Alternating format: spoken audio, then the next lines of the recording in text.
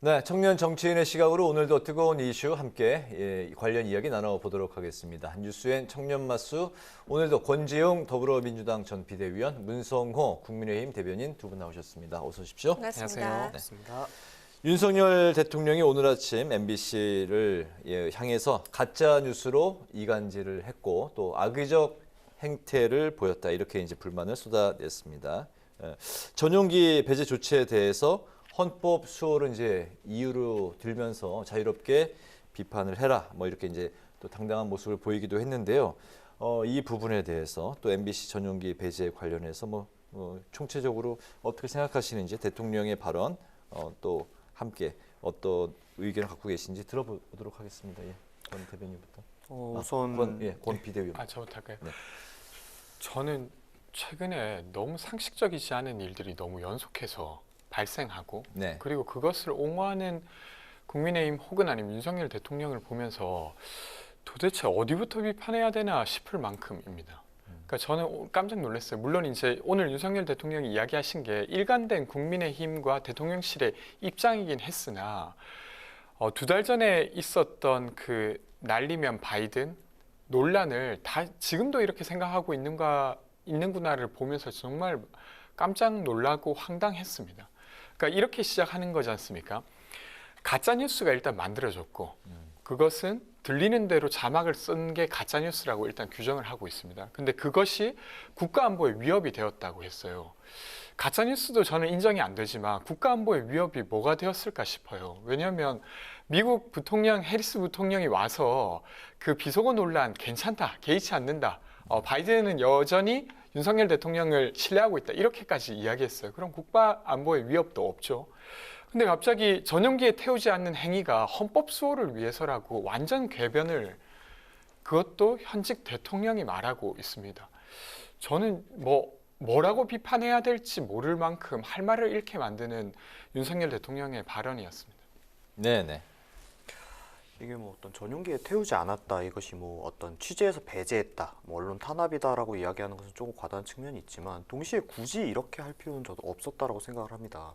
예를 들면 편향된 기사를 쓰거나 이런 부분에 대해서 대통령실에서 항의할 수는 있겠죠. 그 부분에 대해서 왜 이렇게 사실과 다른 이야기를 쓰냐거나 아니면 왜 이렇게 일간 중립성을 좀 훼손되는 기사를 내느냐, 항의할 수는 있죠. 근데 그 방식이 어떤 비행기 탑승해서 배제한다거나 이런 식으로 간다는 것 자체가 언론과의 너무 각을 좀 올바르지 못한 방향으로 세우지 않는가, 이런 걱정이 조금 되고요.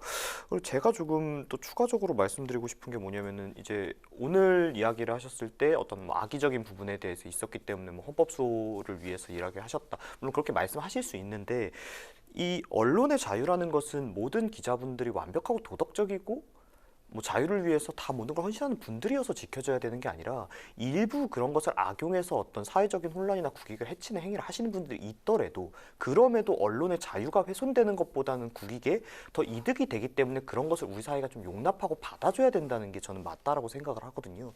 근데 과연 대통령께서 이런 부분에 대해서는 조금만 한 번 더 생각을 해보셨으면 얼마나 좋았을까, 이렇게 생각합니다. 저는 지금 아주 분명하게 언론 탄압을 시작하고 있는 것 같아요. 왜 그러냐면 어제 국민의힘 최고위원이 최고위원 회의에서 재계의 어떤 상호를 언급하면서 너도 MBC 압박에 동참해라, 이렇게 말한 거, 이런 식으로 발언을 했어요. 그러니까 이제 하다 이제 재계까지 압박해서 정말로 특정 언론을 지금 탄압하고 있고, 근데 그 언론이 탄압당하는 이유는 그냥 자막을 들리는 대로 썼기 때문이고, 근데 그렇게 치면 그렇게 한 언론이 140여 개가 넘습니다. 그러니까 그들의 기준, 말도 안 되는 기준에 의하더라도 어떤 형평에도 안 맞는 상태인 거예요. 그래서 정말로 역사에 남을 오점을 지금 행하고 있다, 이렇게 생각됩니다. 그리고 광고에 관한 건 이제 의원님 개인의 의견인 것 같고요. 근데 이제 말씀하신 바와 같이 저희가 언론 탄압이라는 것은, 그러니까 언론의 자유라는 것은 훼손되면 안 된다는 거에 권지웅 비대위원과 저도 이제 다 동의를 한다라고 생각을 해요. 근데 저는 이제 민주당 분들께 조금 안타까운 게 뭐냐면은, 이제 문재인 정권 당시에 이 언중위 관련 법안이 있을 때 그 당시 이제 윤호중 당시 민주당 원내대표께서 이 언론의 자유가 이게 이 법으로 인해서 이게 훼손될 수가 있다라는 비판을 하는 분들께 방종을 자유로 착각하고 특권을 정당한 권리라고 주장하는 기득권의 편을 든다라고까지 표현을 하셨거든요. 그러니까 결국에 민주당도 뭔가 억울한 경우가 있었을 수 있겠죠. 뭐 저희 당에게 유리하게나 우파에게 유리하게 편향된 기사가 있었을 수 있겠죠. 그럼에도 언론의 자유라는 것은 지켜져야 되는 것인데 이렇게까지 표현을 하시다가 정권 바뀌자마자 이렇게 막소리를 바꾸시니까 제 입장에서는 이런 부분에 대해서는 민주당 분들이 먼저 사과를 하신 이후에 얘기를 하시는 게 맞지 않나 싶고, 또 MBC 또한 제가 MBC에서 어떤 편향된 기사를 냈다고 해서 이런 식으로 탄압받는 것은 옳지 않다라고 말씀을 드렸지만, 실제로 이번에 그 바이든 사건 당시에 그 워싱턴 특파원이 그 백악관에 이 윤석열 대통령께서 바이든을 향해 그 F워드로 되는 이런 비속어를 썼다라는 메일을 보냈다가 나중에 사실이 아닌 걸로 밝혀졌거든요. 근데 이런 부분에 대해서는 사과 한마디 없이 자신들은 탄압만 받는다? 이렇게 얘기하는 것은 오히려 이런 자신들이 허위사실 제대로 알지 못했던 사실을 섣부르게 했던 거에 대해서는 사과를 하시고 그 뒤에 이야기를 하셨다면 지금 자기들이 받고 있는 어떤 불합리나 이런 거에 대한 설득력이 더 국민들에게 설득력 있게 다가갈 수 있었을 텐데 그러지 못한 점에 대해서는 저는 비판의 목소리가 나와야 된다고 생각합니다. 네.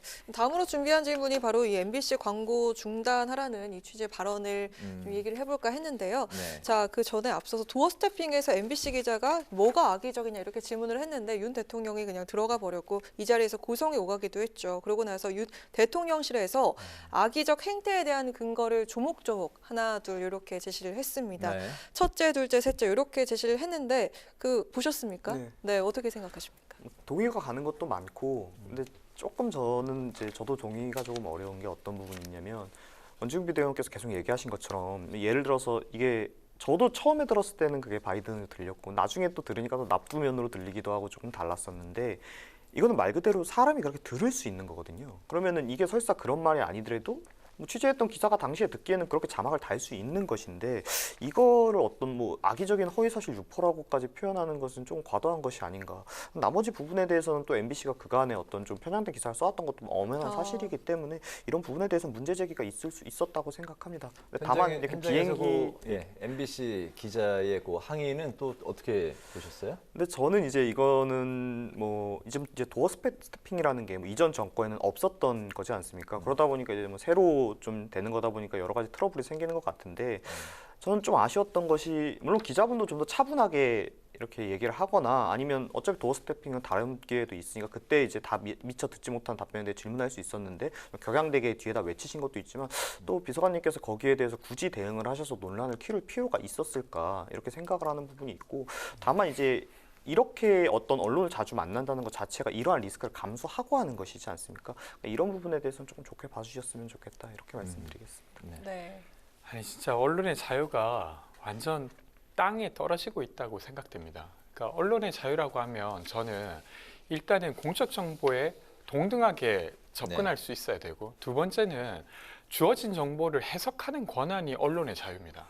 그러니까 주어진 것에 대해서 이쪽 언론은 이렇게 보고 또 같은 정보를 보고도 다른 쪽 언론은 다르게 보는 것, 이게 언론의 자유예요. 그러니까 입장과 해석을 달리할 수 있는 그런 편집권이 언론의 자유의 핵심인데, 이번에 심지어 대다수의 국민들이 들리는 대로 자막을 달았다고 해서 그것을 가짜 뉴스로 규정했어요. 거기에 동의하는 사람들은 저는 아주 소수의 사람들인 것 같아요. 근데 그 사람들의 이야기가 있다는 이유만으로, 그리고 그것을 방영했다는 이유만으로 MBC를 탄압하고 지금 광고까지 끊으라고 국민의힘 최고위원, 그러니까 지도부죠. 개인이 아니라 지도부입니다. 그 지도부가 막 공공연히 말을 하고 있고, 대통령은 악의적 가짜 뉴스여서 그러했다. 그러니까 전용기에서 배제한 게 타당했다라고까지 말하는 상황입니다. 그러니까 이게 어떤 상식적 기준이 완전히 흐트러져 버려서 언론의 자유를 침해하고 있다는 말을 어디서부터 해야 될지 모를 정도가 돼버렸다고 생각하고, 저는 지금 언론인들이 아주 자존심 상했다고 생각해요. 네. 지금 이 상황 자체가 아주 너무 엉망이어서 아마 그런 상태에서 지금 또 언론을 계속 언급하고 있잖아요. MBC가 아주 과거부터 편향적이었다. 저는 아주 부적절하다고 생각합니다. 최근에 뭐 TBS의 이제 뭐 지원 중단, 그리고 이제 방통위에 대한 압수수색, 이것도 일련의 뭐 언론 탄압의 연장선상으로 같은 그 선에서 볼 수 있다고, 해석할 수 있다고 보시는 건가요? 그러니까 사실 TBS 예산을 이제 2024년부터 안 주겠다고 하는 것도 TBS에 진행하는 어떤 특정 방송 때문이지 않습니까? 근데 특정 방송이 약간 공정성 시비가 있다고 하면 언중위에서 다루거나 아니면 그 방송을 조정해야죠. 근데 아예 그 어떤 언론사 자체를 이제 없애겠다고 지금 하고 있는 수준까지 가고 있으니까 저는 좀 가관이라고 생각합니다. 네, 관련해서 뭐 하실 말씀이 TBS 있으시면 잠깐 관련된 듣고. 부분은 네. 언론사를 철폐하는 것이 아니라 어떻게 보면은 이제 자신들의 목소리는 스스로 낼 수 있죠. 하지만 이 국가의 예산이 들어가는 것에서 편향된 방송을 한다는 것은 결국 국가에서 예산을 거기에 지원을 중단할 수 있는 부분이라고 저는 생각하고요. 얘기하신 바와 같이 이 언론의 자유를 위해서 어떤 언론사가 철폐되거나 하는 일은 없어야 된다는 걸 저도 동의를 합니다. 근데 실제 문재인 정권 당시에 경기 방송이 이제 당시에 허가가 취소됐는데 사실 취소됐던 게 아니라 특정 몇몇 운영진이 우파에 친화적인 발언했던 몇 명 운영진을 교체하거나 뭐 해임하면 승인을 해주겠다 이런 식으로 이야기가 나왔었거든요. 그러니까 민주당 정부 당시에 언론을 탄압했던 부분에 대해서 비판할 때는 아까 전에 말씀드린 바와 같이 뭐 자유를 방종이라고 착각하고 뭐 특권을 정당한 권력으로 주장하는 기득권이라고 표현했던 분들이 지금 와서는 완전히 이렇게 손바닥 뒤시듯이 마치 자신들은 꾸준히 언론의 자유를 지켜왔던 것처럼 말씀하시니까 저는 이번에 비판하셨던 것을 나중에 민주당이 이제 여당이 되더라도 꼭 지켜주셨으면 좋겠다 이 말씀을 드리고 싶습니다. 알겠습니다. 요 부분은 이제 시간 뭐 네네. 좀 짧게 좀 네. 일단 하나는 그 문재인 정부 때 폐지됐다고 하는 건 폐지시킨 게 아니라 스스로 폐간한 겁니다. 그렇죠. 승인을 네. 하기 위해서는 인사를 아니요. 조정하라고 재승인 얘기를 했으니까요. 해줬는데 스스로 폐간했고 그리고 또 하나는 서울시 재단 관련해서는 물론 서울시가 이미 TBS가 독립한 상태이기 때문에 스스로 광고를 따와야 되지만 그것을 안착시킬 수 있는 시간이 필요한데 그것을 지금 서울시 의회가 안 주겠다고 하는 상황이라 저는 언론 탄압적이라고 볼 수 있다고 생각합니다. 지금까지 알겠습니다. 받은 것과 24년까지 지원이면 저는 충분하다고 생각하는데 뭐이 부분에 알겠습니다. 네. 뭐 다음 사안으로 이제 또 넘어가 보겠습니다.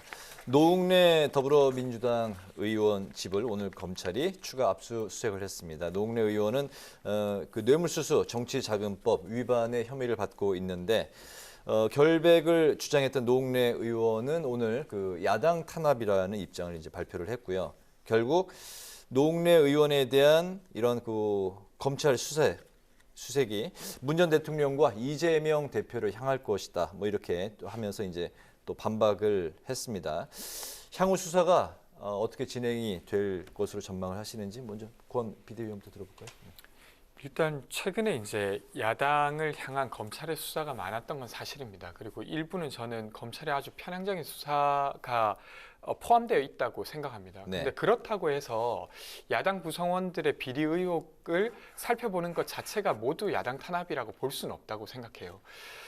노웅래 의원 관련한 건은 저는 지금 판단하기는 좀 어렵다고 생각합니다. 제가 가진 정보로는. 왜 그러냐면 일단 이정근 사무부총장과 관련된 것으로부터 시작해서 이 수사가 진행되었다고 알고 있고 그리고 압수수색 영장이 나온 바가 있습니다. 그러면 어느 정도는 근거가 있을 수 있다라고 봐야 하고 그리고 그 돈을 줬다고 하는 박모 씨가 언론에 인터뷰를 한 걸 보면 청탁의 의사는 없었다. 그러나 그냥 선의로 주었다라고 한 부분인데 이것이 만약에 사실이라고 하면 사실 이것 자체로 문제가 돼요. 왜냐하면 청탁의 의사가 없었다 손치더라도 공식적인 후원 과정을 통해서 돈을 받아야 되는데 그것이 아닌 게 되는 것이죠. 네. 그래서 지금 단계에서 노웅래 의원이 잘못했다라고 판별할 수는 없지만 이 수사 결과를 좀 더 지켜보면서 판단해야 될 부분이 아닌가 싶습니다. 네. 저도 민주당 쪽에서 이렇게 좀 상식적으로 목소리를 내주고 계셔서 뭐 이런 부분이 참 기쁘고 또 얘기하신 바와 같이 아직 뭐 혐의점이 수사가 완전히 끝난 것이 아니기 때문에 뭐 지금 어떻다 말씀드리기는 어렵지만 지금 3억 현금이 집에서 발견됐다고 일부 보도가 지금 계속 나오고 있지 않습니까? 근데 사실 우리가 뭐 돈이 많을 수는 있지만 3억이나 되는 큰 금액을 뭐 계좌에 넣어놓는 것이 아니라 현금으로 가지고 있다라는 건 사실 상식적으로 좀 이해가 되는 부분은 아니거든요. 그렇기 때문에 저는 수사가 되면은 뭐 충분히 혐의가 밝혀질 가능성이 높다라고 생각을 하고 민주당에서 지금 굉장히 상식적으로 뭐 대응을 해주시고 계시기 때문에 거기에 대해 더 비판할 것은 없지만 전 다만 조금 한 가지 안타까운 것이 이 김용부 원장이나 정진석 실장의 수사도 역시 압수수색 결정이나 구속영장이 이제 나왔는데 이런 부분에 대해서는 그 당시 지금 노웅래 의원 수사하고는 전혀 온도가 다른 모습을 보이셨어서 민주당이 이렇게 좀 상반된 모습을 물론 지금 상식적인 모습이 너무 좋고 이런 상반된 모습을 계속 보이시는 것이 결국 이재명 방탄이라는 비판에게 스스로 올가매는 것이 아닌가 이렇게밖에 네. 말씀을 못 드리겠네요. 네, 네. 다음으로 준비한 질문도 바로 이 내용인데요. 사실 이 대표 측근들 압수수색을 했던 그 상황과는 참 대조적입니다. 이렇게 상반된 모습을 또 어떻게 해석하면 좋을지 들어보도록 하겠습니다. 그러니까 이게 어떤 사건에 대해서 민주당이 좀 실체를 파악할 수 있는 시간이 있었냐 없었느냐도 저는 있다고 생각합니다. 대장동 건 같은 경우는 벌써 이 의혹이 제기된 지 1년이 넘었고 이재명 의원이 대표가 되는 과정에서부터 이게 문제될 거라는 걸 알고 있었기 때문에 민주당 구성원들이 꽤나 이것에 대한 실체적 진실을 알기 위해서 노력했던 것 같아요. 그리고 어느 정도 판단한 것이 있는데 그런 면에서 김용에게 돈이 갔다 그리고 정진상 실장에게 돈이 갔다라고 하는 것을 지금 인정할 수 없는 입장에서 검찰이 너무 무리스럽게 수사하고 있다라는 측면으로 이제 반발을 하는 것이고 농내 의원 건 같은 경우는 아직 파악을 하지 못한 채로 사실은 일어난 일이라고 저는 생각해요. 근데 만약에 농내 의원의 어떤 사정이나 상황이 정말로 말도 안 돼, 그러니까 의혹을 충분히 해소할 수 있음에도 불구하고 검찰이 이렇게 압수수색하고 집에 있었던 현금을 다시 들고 가고 했다고 하면 저는 조금 다르게 대응할 거라고 생각합니다. 근데 아직 그런 판단을 내리기에 시간이 좀 짧았다 이런 이야기 드리고 싶습니다. 네. 말씀하신 이 대장군 수사 관련 이제 김용 부위원장이나 뭐 정진석 실장의 수사 관련도 뭐 관련자들의 일치된 일관된 진술이 나오고 있고 또 실제 어떤 몇 가지 CCTV나 뭐 직접 증거로 활용될 수 있는 것이 물론 아직 완전하다고 말할 수는 없겠지만 충분히 드러나고 있는 상황이거든요. 근데 말씀하신 바대로라면 민주당 내부에서는 어느 정도 이런 사실들을 다 체킹을 하시고 대장동에 자기들 스스로 생각하시는 어떤 실체가 존재하고 지금 그것이 검사 측에서 주장하는 것과는 다르다라고 이야기를 하신 겁니까? 그러니까 지금 이런 건데 이 지금 김용과 정진상 실장이 돈을 받았다라고 하는 주장의 근거, 검찰은 그렇게 주장하고 있는데 그것의 근거는 거의 대부분 유동규 본부장의 증언이에요. 근데 유동규 본부장의 처지는 뇌물 받았다는 게 확인되어서 원래 뇌물수수자였다가 최근에 그 돈이 나만 쓴 게 아니라 정진상과 김용에게 주었다라고 하면서 정치자금 전달자가 되면서 형사적으로 지금 이익을 얻고 있는 상태입니다. 근데 그 사람의 발언이 그 자체로 진실이라고 믿기 어려운 부분도 있지 않습니까? 그렇기 때문에 지금 단계에서는 유동규 본부장의 진술을 근거로 검찰이 주장하는 것을 있는 그대로 받아들이기가 어렵습니다. 그래서 저는 재판 결과를 봐야 된다라고 생각하고 지금 근거라고 말한 것들이 거의 대부분 직접적인 근거가 아니에요. 예를 들면 남욱 변호사에 가까운 이 씨가 메모를 쓴 게 있는데 그 메모는 유동규 본부장에게 갔던 뇌물과 관련된 것에 대한 메모지 김용과 정진상 실장에게 갔던 돈에 대한 언급이 아닙니다. 그러니까 지금 어떤 실질적 근거가 없이 진술에만 의존하고 있는 상태라는 것이죠. 알겠습니다. 네. 저는 한 가지는 그래도 짚고 넘어가야 되는 것이 이 진술도 증거가 물론 증거로 법적인 증거로 활용되긴 하지만 한 사람의 진술만 가지고 사실 법적인 유죄의 증거까지 활용되는 경우는 잘 없습니다. 근데 이번 경우에는 관련자들 3, 4명 다수가 일관되게 일치된 증언을 하고 있기 때문에 말씀하신 것 같이 단순히 진술만이기 때문에 어떤 부족한 혐의를 지금 제기하고 있다는 말씀은 좀 동의하기가 저는 어렵다고 생각합니다. 알겠습니다. 오늘 그 마지막 이제 논의의 사안은 영장 실질 심사 결과를 앞두고 있는 정진상 비서실장입니다. 오늘 그 영장 실질 심사에 이제 출석을 하면서 모습을 드러냈습니다. 정 실장은 군사 정권보다 더 하다. 이렇게 강하게 이제 검찰을 비판하고 이제 법원으로 들어갔는데 원래 이제 오늘 결과가 나올 것으로 예상을 했는데 아마 그 내일 새벽쯤에 결과가 나올 것이다 이렇게 전망이 현재 나오고 있습니다. 이 결과에 따른 민주당의 운명은 앞으로 또 어떻게 점칠 수가 있을지 민주당 내에서는 또 어떤 분위기인지 먼저 그 권 비대위원부터 들어볼까요? 일단 뭐 모든 증거를 알고 있지 않은 상태여서 제가 이야기 드리는 것이 정확하다고 말씀드릴 수는 없어도 네. 어쨌든 구속 수사라고 하는 것은 구속할 만한 이유가 있어야 되지 않습니까? 도망갈 우려가 있다거나 증거 인멸할 우려가 있다거나. 근데 이 사안은 지금 꽤나 시간이 지난 사안이고 정진상 실장이 도망갈 거라고 생각하기는 저는 좀 어렵다고 봅니다. 그러면 구속되지 않은 채로 재판이 진행될 수 있게 하는 게 적절해 보이는데 이제까지 어떤 나왔던 압수수색 영장과 구속영장을 보면 사실은 구속영장이 나올 가능성도 저는 있다고 생각하고 그리고 또 다른 측면은 사실은 대장동과 관련돼서 박영수 특검의 딸이 분명히 금전적 이익을 얻었는데 상당한 여기와 관련돼서 수사하지 않는 것 그리고 조금 다른 이슈입니다만 도이치모터스 주가 조작 관련해서 또 여전히 수사가 제대로 되지 않는 점 이런 것들을 볼 때 어떻게든 구속하려고 하지 않을까 이런 예측은 해봅니다. 네네. 저도 말씀하신 대로 뭐 제가 수사 사항을 다 알고 있는 것이 아니기 때문에 그냥 순리대로 진행될 것이라고 생각을 하고요. 다만 이제 이 지금 김용 부원장이나 정진석 실장 자체가 어떤 대단한 권한을 가지고 있는 직책에 있었던 것이 아니라 이재명 대표라는 분의 측근이었기 때문에 어떤 그런 권한을 부릴 수 있었던 것이거든요. 그렇다면 어떤 지금의 혐의가 사실로 밝혀진다면 여기에 대해서 이재명 대표께서 만약 몰랐다면 이런 부정을 저지른 사람을 측근으로든 무능한 사람이 되는 것이고 만약 알았다면 공범인 것이고 그러니까 이런 부분에 대해서 민주당에서 어떻게 대응할지 미리 좀 생각을 해두셨으면 저는 좋겠다 이렇게 말씀드리고 알겠습니다. 싶습니다. 오늘 청년 맞수 이제 마칠 시간이 됐습니다. 지금까지 권지웅 전 더불어민주당 비대위원, 문성호 국민의힘 대변인 두 분과 관련한 사안을 논의했습니다. 오늘 말씀 잘 들었습니다. 고맙습니다. 고맙습니다. 고맙습니다. 고맙습니다.